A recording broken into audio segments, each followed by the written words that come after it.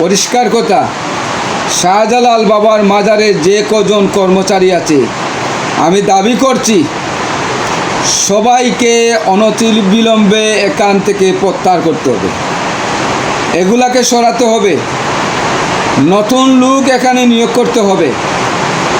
খাদেম বাবা এক ক্যাশিয়ার তো বাংলাদেশ ছাড়ি চলে গেছে লন্ডন গোজারি চালানের বয়ে, ওই লন্ডন মেয়ের বাসায় আছে, আমরা তাও জানি।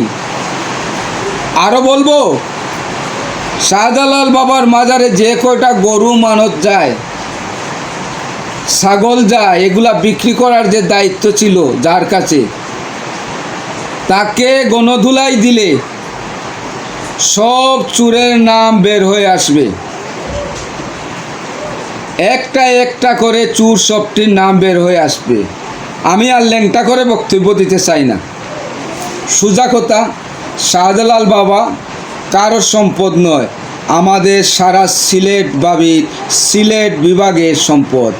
শুধু সিলেটের না, সারা বাংলাদেশের সম্পদ, সারা পৃথিবীর সম্পদ, সকল মুসলমানের সম্পদ। শাহজালাল বাবার মাজার নিয়ে আর টাকা পয়সা নিয়ে কোনো ষড়যন্ত্র আমরা মানব না।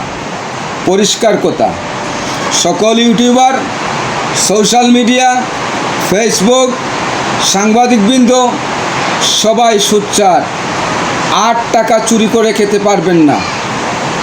এই শাহজালাল বাবার মাজার যে 700 বছর যাবৎ যা উঠেছে সব তো চুরি করে খেয়েছে। এরা যদি এই টাকাগুলা যদি থাকতো, পৃথিবীর বুকে আজকে সিলেটবাসী ইতিহাস তৈরি করত। এমন ইতিহাস হতো যে মাজার না, শাহজালাল বাবার মাজার দেখার জন্য সারা পৃথিবী থেকে মানুষ আসত। আমরা হীরা দিয়ে, মণিমুক্তা দিয়ে শাহজালালের মাজার আমরা নির্মাণ করতে পারতাম। এত সুর ছিল এরা এই 700 বছর। খাদিম সাহেব তো বললেন, আমি কাকে হিসাব দেব? ওই চুদির ভাই, তুমি কারে হিসাব দিবা? মানে আবার বংশধর দাবি করছে শাহজালাল বাবা, উনি কারে বিয়া করতে, ওর কারে বিয়া করতে। এজন্যই বলছি শাহজালাল বাবার 22তম পুলা উনি। পরিষ্কার কথা ভাইরা, সবাই সোচ্চার হবেন। শাহজালালের মাজারের পাতিলের দিকে সবাই তাকিয়ে থাকবেন। শাহজালালের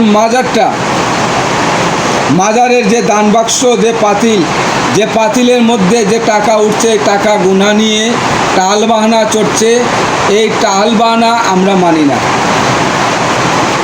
সবার উপস্থিতিতে এই পাতিল থেকে টাকা তুলতে হবে এবং গুনতে হবে। কোনো মেয়ার, কোনো নবাবজাদার আদেশ নিষেধ আমরা মানব না। পরিষ্কার কথা, শাহজালাল বাবার সম্মান আমাদের সিলেটের সম্মান।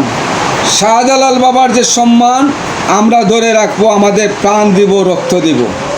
আর এই চুরগুলাকে যদি না সরানো হয়, আগামীতে আমরা রাজপথ বেরিকট দিব। অনতিবিলম্বে দয়া করে মাজার কর্তৃপক্ষ, সরকার কর্তৃপক্ষ যেন এই স্টাফগুলাকে পরিবর্তন করে এই চুরগুলাকে এখান থেকে যেন তাড়িয়ে দেয়। পরিষ্কার কথা, একটাই দাবি, আর কোনো দাবি নেই। চুরের বংশ বিনাশ করতে হবে।